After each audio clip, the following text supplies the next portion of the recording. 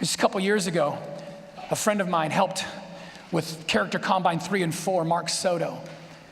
At the time, he was a coach at Granite Bay in one of their junior varsity programs, I believe, and he sat in this very place and he was so moved by what he heard, he began to have a vision of what could be in his mind. You see, all of his children are deployed overseas at one point or another in our armed forces, and up until that point, we had never had the Army's partnership on an event like this, and Mark brought an awareness to us that was so moving that we began to partner, lock arms, and move because of something that he was wanting to see become in this world. He wanted to be the change.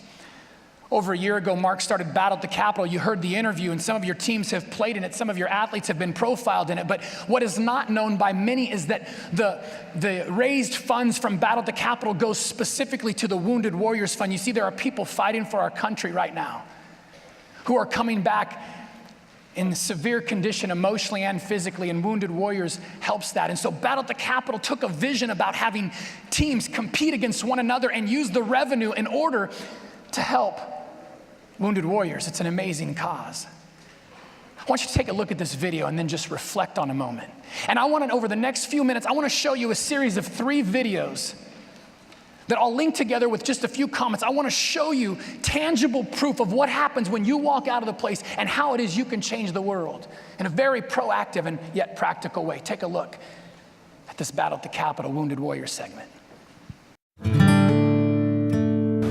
It's a phone call that no parent ever wants to get.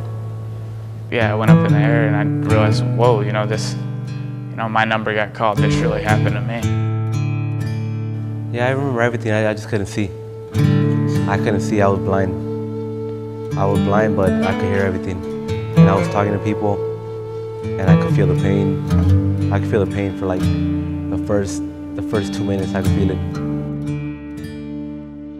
Blue sky, ground, blue sky, and then just down, and it doesn't take, like I said, about 1, 2, and you're just like, oh crap, I just stepped on an IED.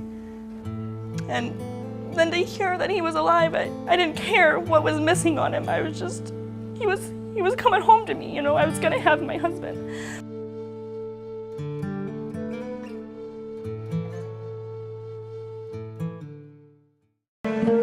So many times when we strap up the helmet in those hot August months to play football, we put the mouthpiece in. Things like that aren't going through our mind, but those are people who at just months, even just a couple years before, were sitting in a venue just like this at a high school somewhere in America.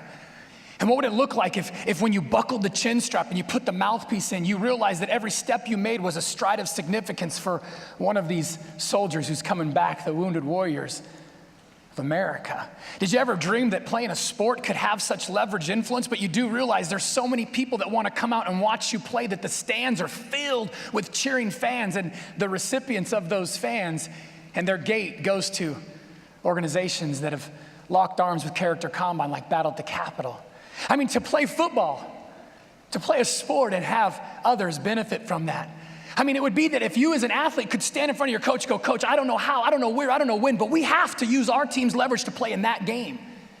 It'd be an amazing feat.